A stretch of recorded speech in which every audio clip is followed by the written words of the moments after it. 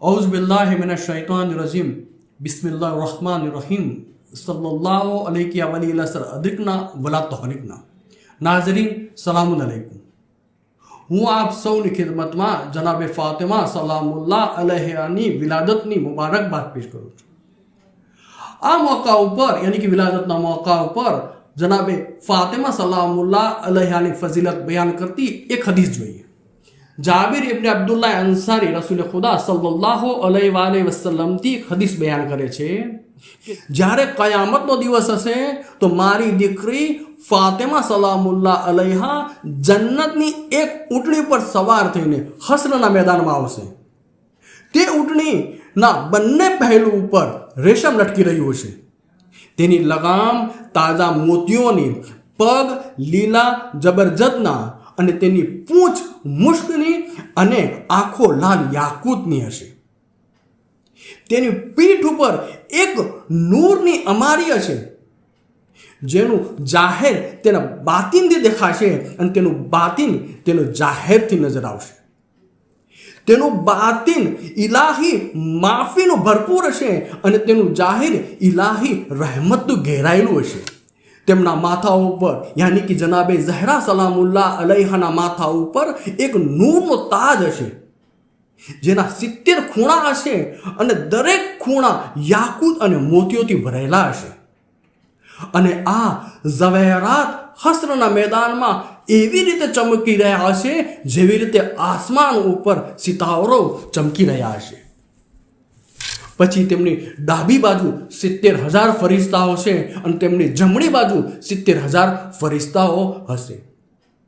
જનાબે જિબ્રાઈલ અલૈહિસ્સલામ ઊંટણીની લગામ પકડીને મોટા અવાજે નિદા આપી રહ્યા હશે, એ મહેશરવાળાઓ, તમારી આંખોને બંધ કરી લો, જેથી જનાબે ફાતિમા બિન્તે મુહમ્મદ સલ્લલ્લાહુ અલૈહિ વસલ્લમની સવારી હશ્રના મેદાનમાંથી પસાર થઈ જાય।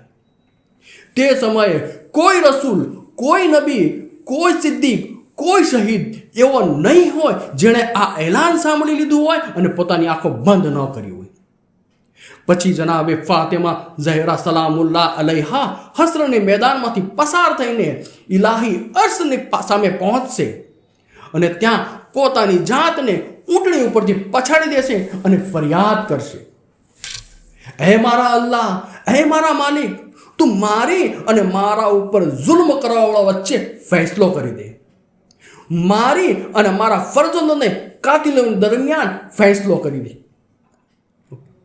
તે સમયે અલ્લાહ તબારક વ તઆલા કહે છે, હે મારી હબીબા, હે મારા હબીબને બેટી, તમે જે ચાહો તે માંગો, હું તેને અતા કરીશ, જેની ચાહો તેની શફાત કરશો, હું તેને કબૂલ કરીશ।